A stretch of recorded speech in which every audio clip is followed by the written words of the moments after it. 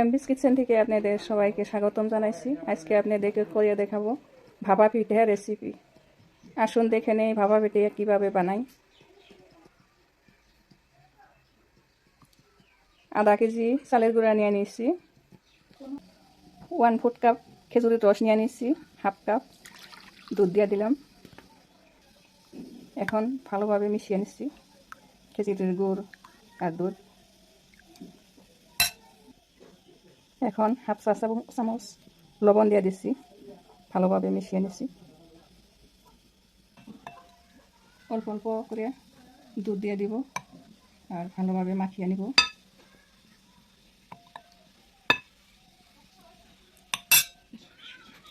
এখন মাখানো হয়ে গেছে আমার। এই বড় কষা থাকা এই চাটনি দিয়ে নিয়ে আনিছি। আমার 4টা চাটনির প্লেট আছে, এটা দিয়ে আমি সেঁকে নেব। এখন আমি সেঁকে নেব।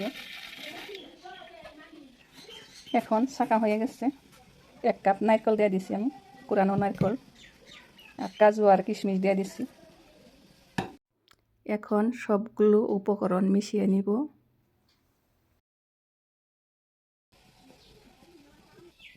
এখন একটা চাটনি নিয়ে নিচ্ছি, চাটনিতে আমি পিঠা বানিয়ে নিব, ভাপা পিঠা। গুড় দিয়ে দিচ্ছি,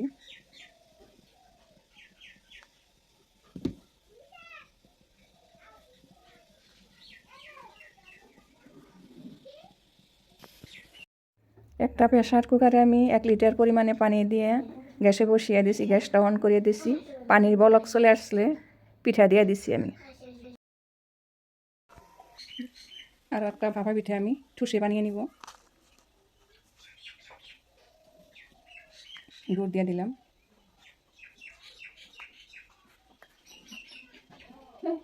আরও গুড় দিয়ে দিচ্ছি।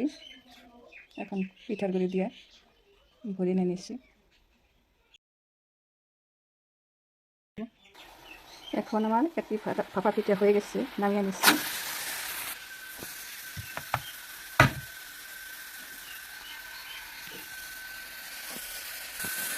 আরেকটা পিঠা আমি দিয়ে দিলাম। এখন পিঠা আমার হয়ে গেছে, নামিয়ে নিচ্ছি।